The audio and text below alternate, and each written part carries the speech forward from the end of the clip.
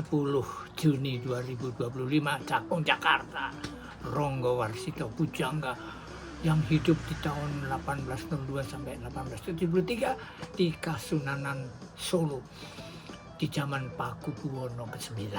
Wah, beliau banyak sekali menuliskan ajaran-ajaran yang dia rangkum dari kehidupan suasana Kasunanan waktu itu, di zaman itu, satu abad yang lalu lah kira-kira. Itu dia membagi zaman ada 3. Zaman kala tidak, zaman kala bendu, dan kala suba. Di zaman kala tidak itu yang terkenal adalah ucapannya yang mengatakan bahwa ini zaman edan, kalau tidak ikut edan tidak kebagian, nah kira-kira begitulah. Kemudian masuk kala bendu, yaitu zaman yang moralitas, etikanya, segala macam budi pekerti makin lemah karena tidak ada keteladanan. Nah, jadi misalnya saja korupsi, waduh itu semakin gawat, semakin mengerikan. Di zaman kala tidak juga sudah ada, tetapi tidak sebesar ketika kala bendu yang makin, waduh korupsi sudah di depan mata, bukan lagi sembunyi-sembunyi. Orang bilang korupsi sekarang bukan di bawah meja, mejanya pun diangkat. Gitu kira-kira.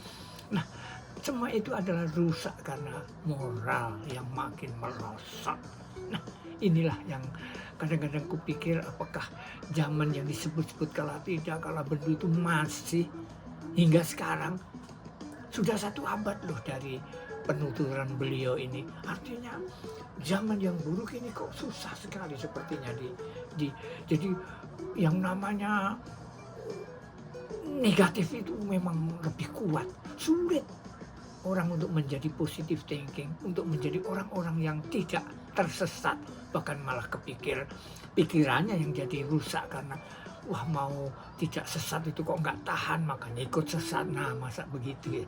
Jadi marilah kita merenungkan yang 2 ini aja lah, kala tidak, kala bendu itu apa benar-benar masih hidup ya di zaman sekarang ya. Jadi mestinya kalau dulu korupsi orang malu, takut, dihukum ya sudah selesai, sesudah kelar dihukum ya habis, hilang lah orang itu.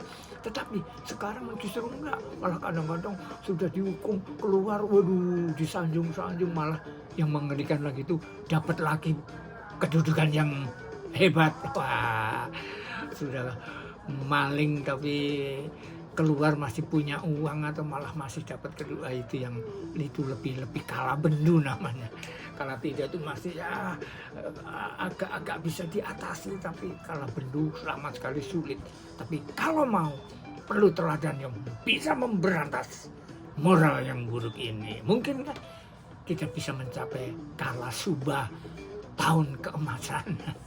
Bukan yang diucapkan sekarang ini akan ada tahun emas.